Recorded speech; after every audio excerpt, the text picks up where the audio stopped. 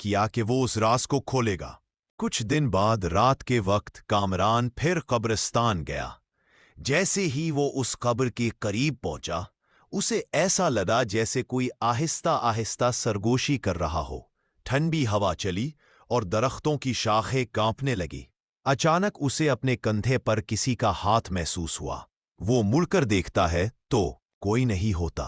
वो दोबारा कफन को खोदता है और इस बार साफ तौर पर लिखे अल्फाज नजर आते हैं, मेरा खून मेरे अपने ने बहाया, कातिल मेरे घर के अंदर है।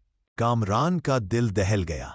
उसने अगले दिन गांव के पुराने कागजात और रिकॉर्ड तलाश किए।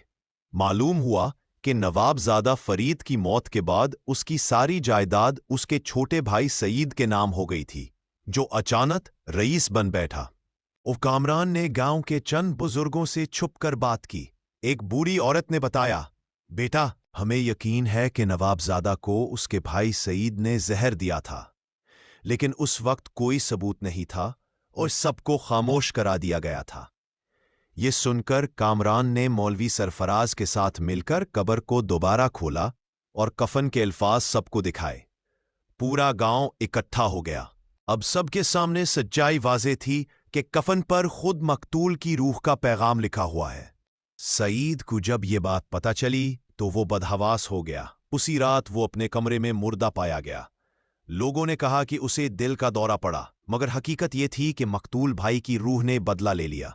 कफन के अल्फाज आहिस्ता आहिस्ता मिट गए और कब्रिस्तान पर दोबारा खामोशी छा गई। लेकिन गांव वाले आज भी ये वाकया सुनाते हैं और कहते हैं, कत्ल चाहे कितना ही पुराना क्यों न हो, कफन अपने राज हमेशा छुपाता नहीं।